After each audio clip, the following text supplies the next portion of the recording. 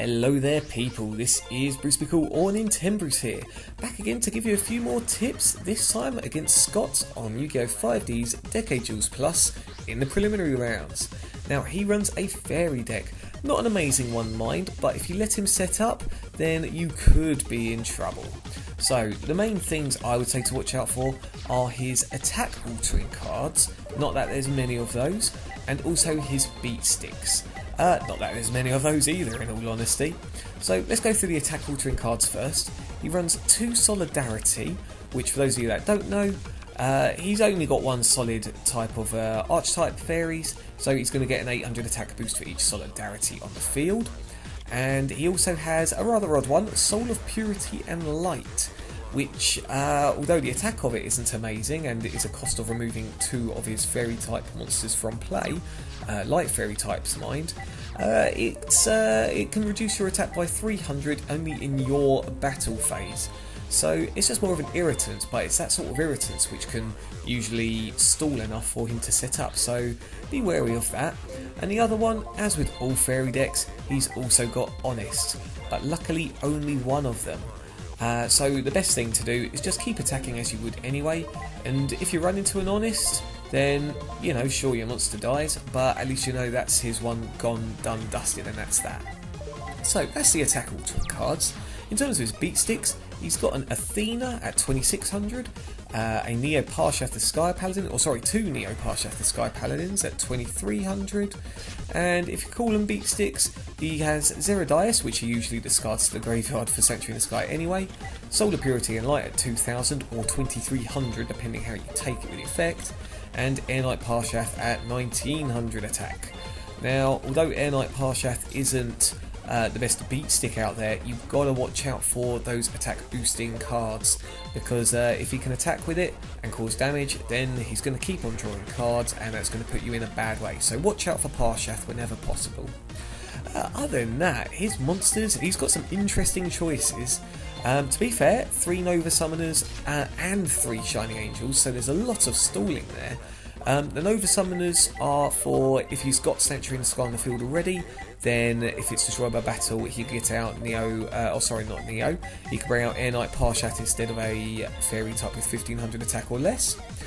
Other than that, he's got Hecatrice, which is a fair enough choice. As always, he'll usually discard that straight away anyway for Valhalla of the Hall of the Fallen.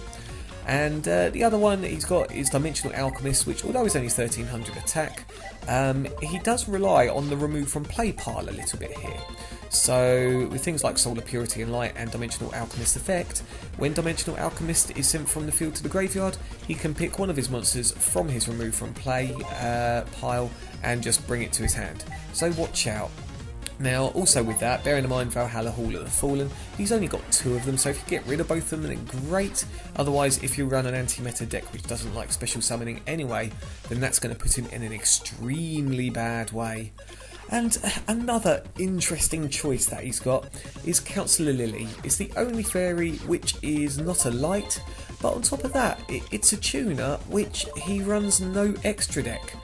So why Konami did this, I have no idea. But there you go. Oh, and also the other thing to watch out for, I use that term loosely, is Marshmallon. Because once he's got that out and Sanctuary in the Sky, if you've got something which doesn't get rid of it, then you're going to be sitting there for ages trying to do something. So if you run tuners yourself, then have Ally of Justice Catasta. That's going to rip his deck apart anyway, because he's got no dark monsters. Or if you're not worried about Sanctuary in the Sky, then you can use things like things that deliver piercing damage to Marshmallon anyway. If you run things like Lightning Vortex, Fissure, all those usual destruction cards anyway, then you're going to have a good time against him. Now in terms of his destruction or things to counter you, he doesn't have much. He does run Lightning Vortex himself and a Mirror Force. That is it in terms of monster removal, and then he runs the usual Heavy Storm and Mystical Space Typhoon.